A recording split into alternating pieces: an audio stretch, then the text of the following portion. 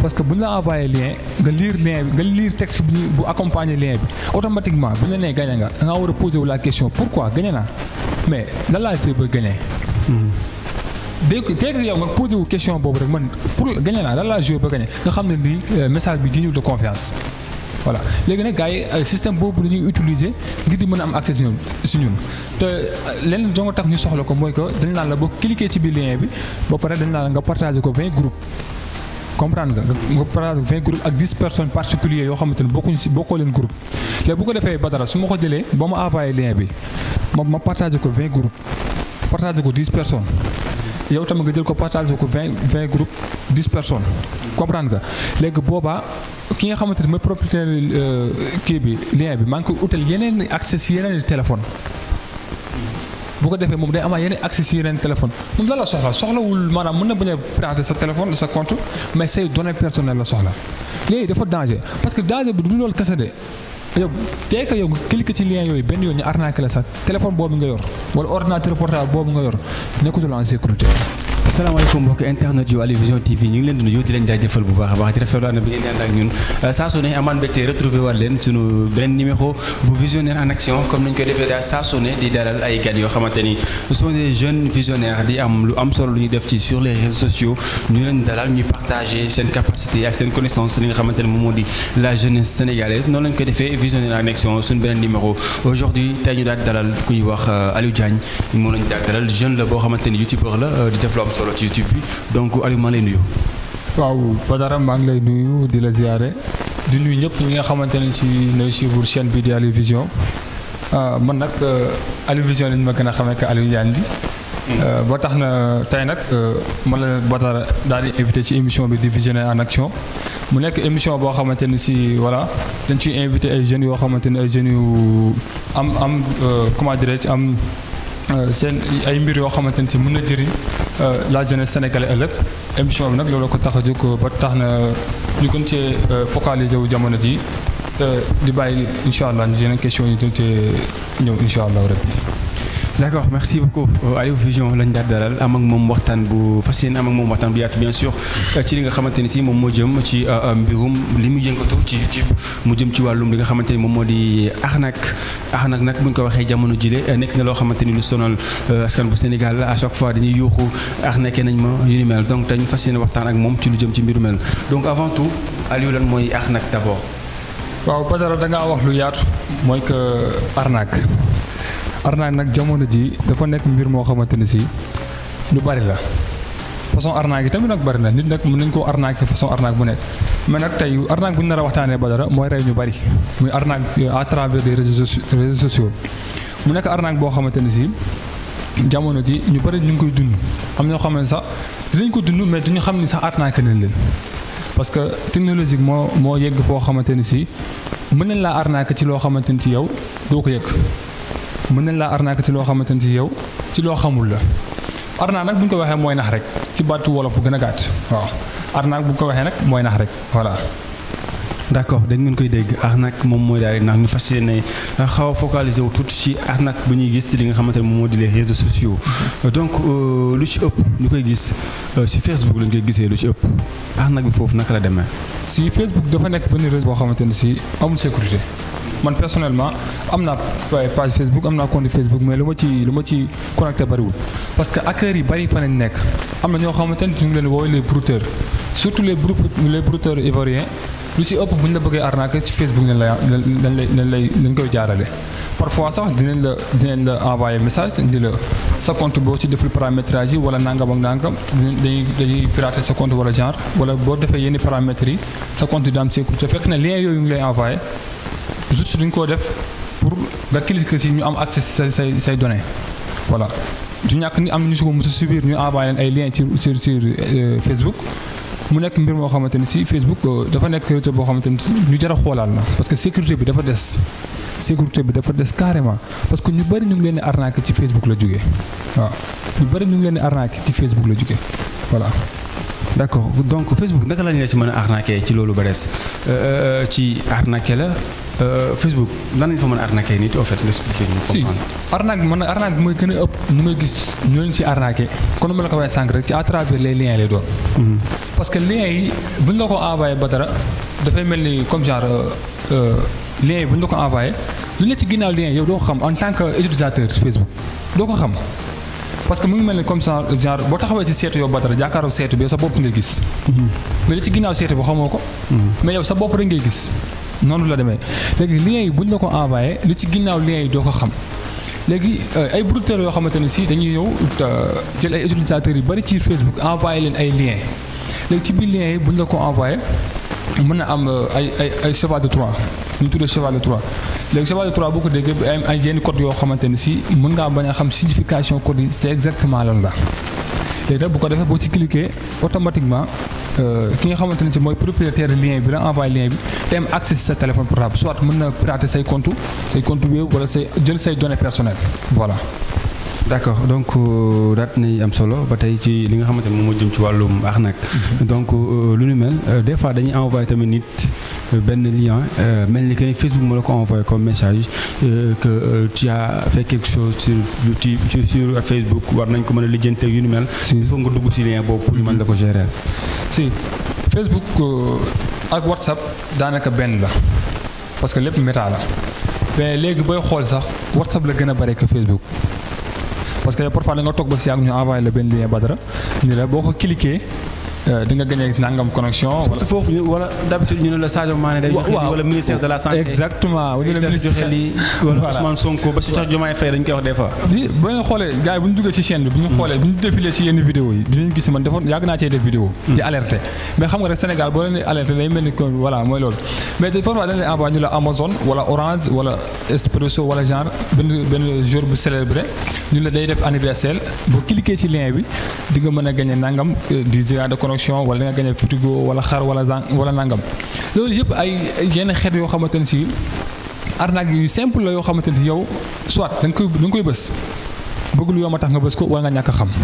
parce que bu ñu la envoyé lien nga lire texte bu accompagner lien bi automatiquement bu ñu la nee gagné nga da ngaa war a poser wu la question pourquoi gagné naa mais lan laa see ba gagné. dès que yow nga posé wu question boobu rek man pour gagné naa lan laa joué ba gagné nga xam ne lii message bi digne de confiance voilà léegi nag gars yi système boobu la ñuy utiliser ngir di mën a am accès si ñun te lenn doo nga tax ñu soxla ko mooy que dañ naan la boo cliquer ci biir lien bi ba pare dañ naan la nga partager ko 20 groupes comprendre nga partager ko 20 groupes ak 10 personnes particulières yoo xamante ne bokkoo leen groupe léegi bu ko defee Badara su ma ko jëlee ba ma envoyé lien bi ma partager ko 20 groupes partager ko 10 personnes. yow tamit nga jël ko partage ko 20 groupes 10 personnes comprendre nga léegi boobaa ki nga xamante ne mooy propriétaire kii bi lien bi maa ngi koy utal yeneen accès si yeneen téléphone bu ko defee moom day amaat yeneen accès si yeneen téléphone moom lan la soxlawul maanaam mën na bañ a pirater sa téléphone sa compte mais say données personnelles la soxla te Badara données personnelles dafa nekk loo xamante ne si dafa cher te données personnelles Sénégal lu bari dañ koy foowee lu ci mel ni numéro de téléphone ci données personnelles la bokk lu ci mel ni sa signature sa donnée personnelle la bokk sa tur sa sant sa donnée personnelle la bokk te Sénégal da ngay gis koo xamante ne si day jël numéro jàmbur posté ko fu ko neex wala romb nit photo ko ci mbedd bi rek dugal te xamoo nit ki nu mu ak joxul autorisation pour nga photo ko wala genre te constitution bi su ma juumul article 407 jàpp article 407 bar 59 56 jàpp 59 wax na ci données personnelles maanaam état wu Sénégal daan ñu ci teg. dafa teg daan yoo xamante ne si mën na laa tëj 6 mois de prison jàpp 10 ans xaw ma 7 ans de prison. amende la 100 000 ba li nga xamante ne mooy 10 millions. 10 millions francs CFA. waaw kon nga xam ne données personnelles nekkul lu ndaw léegi sa données personnelles yooyu bu ñoom gars yi bu ñu koy récupérer ci ni ñuy def ay ñaawteef parce que données personnelles dafa nekk mbir moo xamante ne mbir mu cher la te Sénégal looy gën a xool booy xool sax ñun respecté wuñu carrément li nga xam ne mooy données personnelles doomu aadama yi waaw te loolu du jar a bàyyi xel la ba. D'accord donc say données personnelles la ñuy jël. après pour en faire quoi. données yi bu ñu ko jëlee juste dañ koy utiliser seen kii ñaawteef parfois mën nañoo soxla arnaque keneen utiliser sa kii sa identité yow Badara. loolu lépp mën na nekk même sur Facebook am na ci. mën nañu jël sa ami am ay contacts parfois ñoo xam ne seen Facebook dañ fay def seen numéro de téléphone léegi Badara ma jël seen numéro de téléphone maa nga fa moom bëgg laa arnaquer damay jaarale say contact rek jël sa contact su ma xamee kenn ndax maa yow bu ñu bokkee ami dañuy bind parfois ami commun ñoo xam ne maa yow bokk nañ kii nii léegi bu fekkee yow xam nga ma xam la mën naa jël sa numéro de téléphone à travers ni ma jëlee sa numéro noonu mu arnaquer la ci à travers Facebook. te loolu mën a nekk te numéro de téléphone si données personnelles la bokk. d'accord loolu données personnelles nag mën na nekk email wala mu nekk sa signature comme li ñu fi gisoon fan yi passé ñi nga xamante ne jël leen signature Ousmane Sonko daal di koy kii lu tax di teg leen loxo danoo jël li nga xamante ne si mooy données personnelles jàmm utiliser ko si lu mu jëgul. bu fekkoon nag Ousmane Sonko moo leen ko autorisé boobaa la problème dootu amati. mais danoo jël données personnelles jàmm lu ci mel ne signature comme ni ma ko waxee sànq rek daal di koy utiliser si loo xamante ne si ëllëg mënoon naa taal réew mi voilà. d'accord donc am na solo mu nekkoon arnaque ci li nga xamante moom mooy réseaux sociaux yi. lu ci mel ni Facebook lu ci mel ni WhatsApp yi ñu ciy nemmeeku. donc ñu nemmeeku tamit beneen genre arnaque. ci loolu moom moo gën a publicité moo ëpp yi gis ci yenn transfert d'argent yi. yu ci mel ni comme par exemple des fois nit woo la. dañu jël sama xaalis dama xool sama compte gisuma dara. waaw Badara comme li ma ko waxee rek. te aussi Wave bi yàgg naa cee def vidéo aussi di ci alerte gars yi du ma wax que ni nag Wave nekkul plateforme boo xam ne amul sécurité. mais Wave dafa nekk plateforme boo xam ne dafa simple de trop. dafa simple de trop te hackers yi lu ñu koy utiliser léegi dafa nekk mbir boo xamante ne mbir bu doy waar la comme cas bi moo mujjee dugal rek waa ji dañ ko envoyé benn lien par l'Instagram. mais mu ngi ko envoyé lien par Instagram ba mu cliquer lien bi automatiquement da kaa yóbbu ci compte Wave am. kooku xamul lien bi dañ ko envoyé rek mooy xamul. bu mu ko ubbee si compte Wave am iPhone la yor ndax iPhone boo ubbee Wave bi rek bu fekkee sa Face ID dañ ko connecté ci kii bi pour vérifier sa compte Wave. day ubbee ko automatiquement léegi bu mu ko ubbee waa ji daa am accès si kii am mais nan la amee accès si biir compte Wave am da ko ñëwee comme code marchand mooy code marchand yi parfois nga dem ci benn boutique jël ñu la fayal par Wave. mais waa ji noonu la utiliser lien bi te boobaa ba mu woowee Wave ne nañ ko mënoo récupérer li nga xamante ne si mooy xaalis parce que ki récupérer xaalis da koo jaarale comme code marchand bu fekkoon da ko jël transféré ko boobaa di nga ko mën a récupérer. mais pour wax leen toujours man damay alerter juste mooy que ni na gars yi di bàyyi xel ci lien yu ñuy envoyé. léegi dafa danger parce que danger bi du loolu kese de yow tey que yow nga cliquer ci lien yooyu benn yoon ñu arnaqué la sax téléphone boobu nga yor wala ordinateur portable boobu nga yor nekkatul en sécurité parce que à tout moment mën nañoo surveiller say téléphone portable lépp looy def ñu xam ko lépp loo dugal ci xaalis ñu xam ko lépp loo retiré ñu xam ko loolu moo nekk danger bi nga xamante ne ci am na ci. voilà te mën nañu jël comme li ma ko waxee données personnelles yi te toujours damay répété mot données personnelles chaque jour dama koy répété ci samay vidéo pour que dafa nekk mbir boo xam ne nekkul lu ñuy caaxaanee.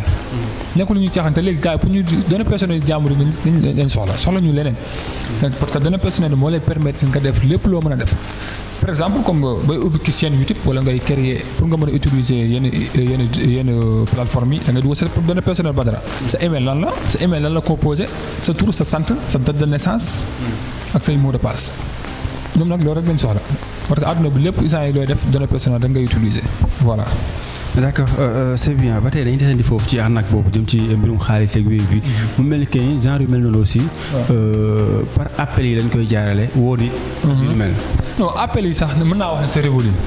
parce que sénégalais yi léegi naan nañ ko léegi boo leen woowee parfois da am ko le arnaqueur yoo xam ne dañ leen nit ñuy jàngul dañ lay woowee ci numéro Tigo ni la waa Orange noo lay may xaalis loolu kañ la mën a ne dañ lay woo ci numéro Tigo ni la waa Orange noo lay may waaye dañoo collaborer ak Orange genre léegi loolu c'est révolu parce que xam nañ ni léegi sénégalais yi miin nañ loolu bu njëkk dañ la woo téléphone ni la Badara voilà connexion bi ngay connecté sa kër muy wifi wala genre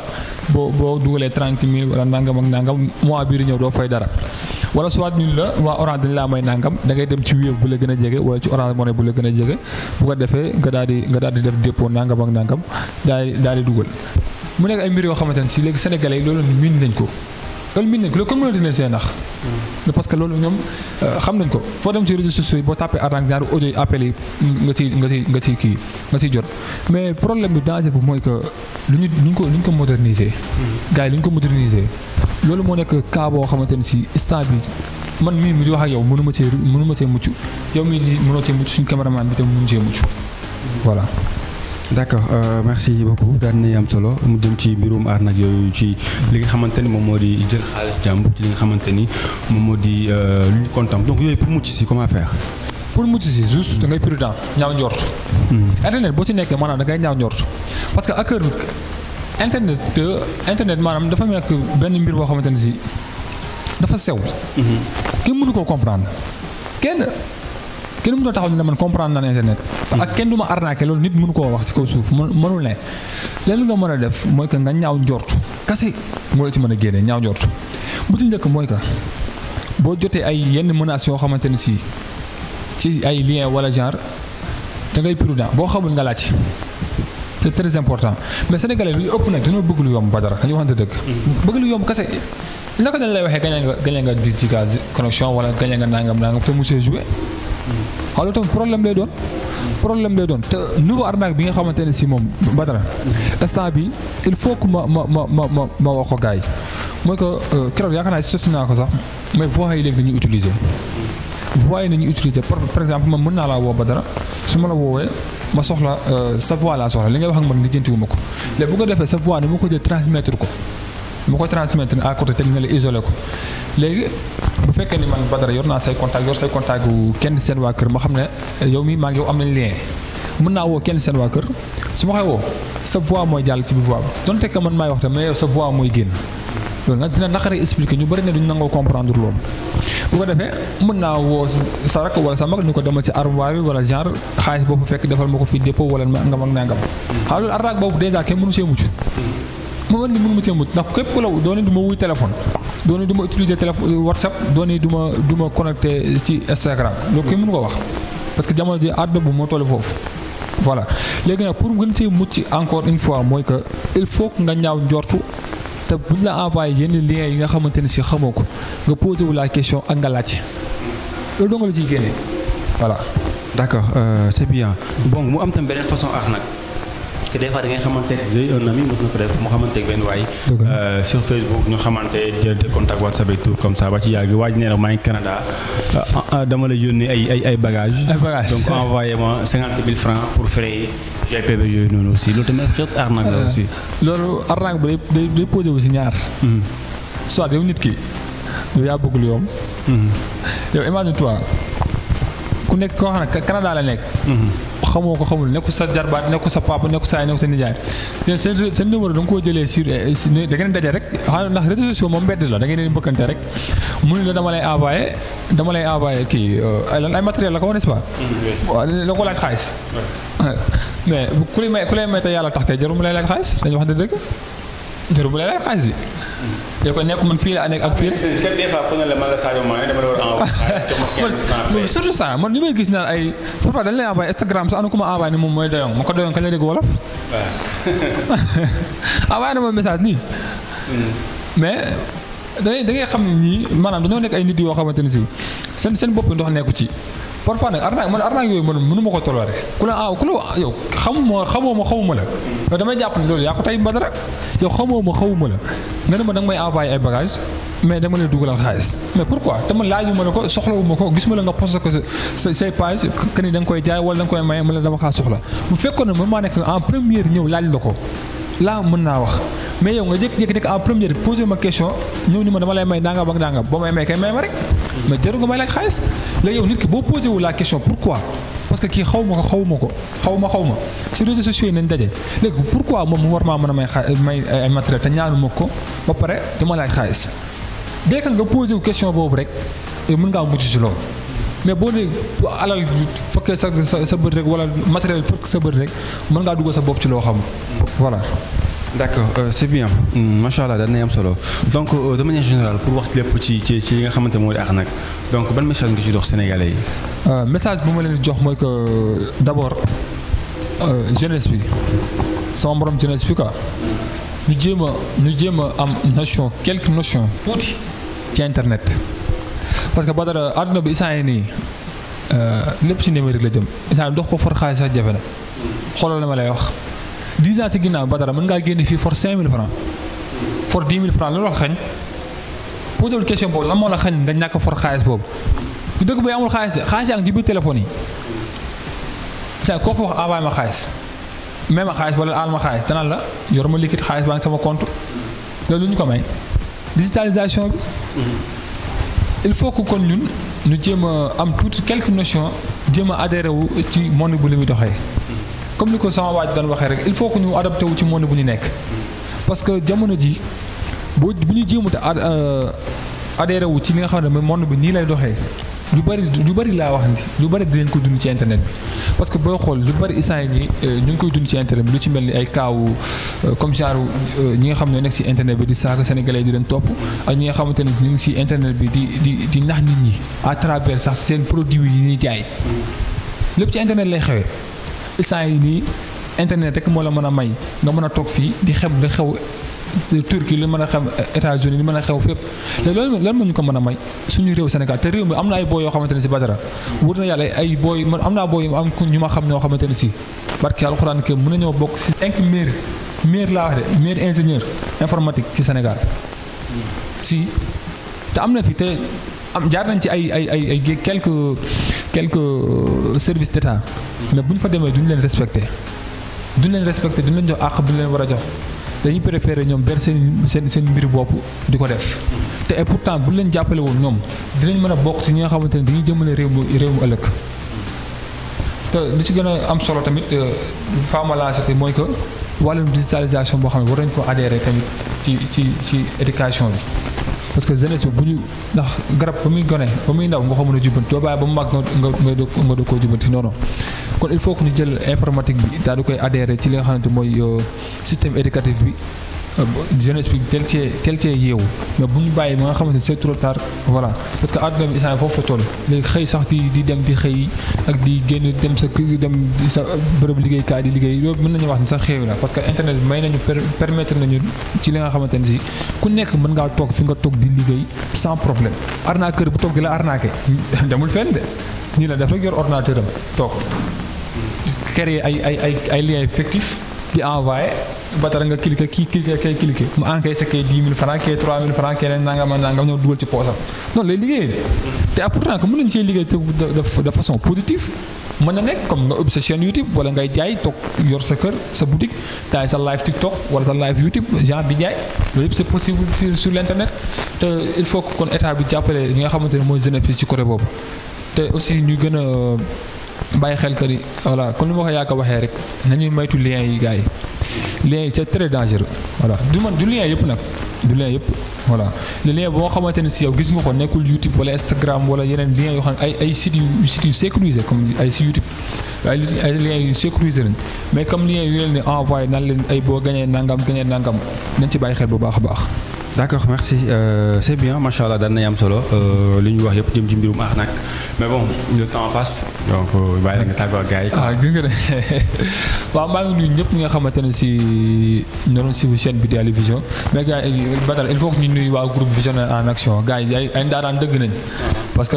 ñoom ñoo jàpp ci mbir yi wax dëgg yàlla vidéo bu ñu dugal ñoom ñoo ko seetaan ku si mel ne Soxna Coro ak yeneen gars yi nga xamante ne si ñu ngi ci groupe bi wax dëgg yàlla di soutenir chaîne bi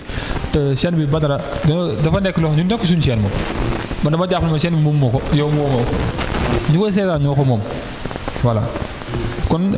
di leen nuyu bu baax di leen jaajëfal te di leen wax tamit gars yi ngeen di abonné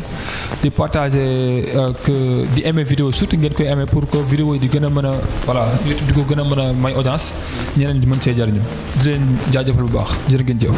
merci jërëjëf daan am solo ñu dalaloon Ali Vision doon waxtaanee lu jëm ci mbirum li di arnaque sur les réseaux sociaux bu nekkoon suñu benn numéro bu Visionnaire en action ni ma ko waxee rek dalal ay jeunes yoo xamante ni si ce sont des visionnaires den xel lépp màcc jëm ci ay capacité wala ay xam-xam yoo xamante ni am nañ ko di ko partager sur les réseaux sociaux avec la jeunesse sénégalaise mu leen di jariñ donc ñun jeunes yooyu la ñuy dalal di waxtaan ak ñoom di yaatal xam-xam bi ba ñëpp mën ci jot donc tey ñu dalaloon Ali Vision waxtaan ak moom lu jëm ci mbirum arnaque sur les réseaux sociaux donc mu nekkoon suñu numéro Visionnaire en action jaajëfal leen bu baax a baax ci ànd bi ngeen di ànd ak ñun di leen wax rek ngeen wéy di abonné bés cloche de notification bi surtout ngeen di partager di daal di aimer aussi li nga xamante ni moom moo di suñu ay vidéo donc di leen wax aussi tamit si vous avez besoin de li nga xamante ni moom moo di la formation en développement personnel la formation en li nga xamante ni moom moo jëm ci mbirum prise de parole en public la formation en infographie ak lépp loo xamante dafa jëm ci wàllu woowee soxla li nga xamante ni moom moo jëm ci mbirum affiche wala logo logo mun nga daal di contacter le groupe Avenir Production numéro bi moo nekk noonu di jàll ci suuf mun ngeen leen contacter su ko defee rek ñu daal leen ci defar xéewal ay affiche ak ay logo yu doy wax la ñuy defar donc jox leen dig daje suñu premier numéro suñu beneen numéro jaa ngeen jëf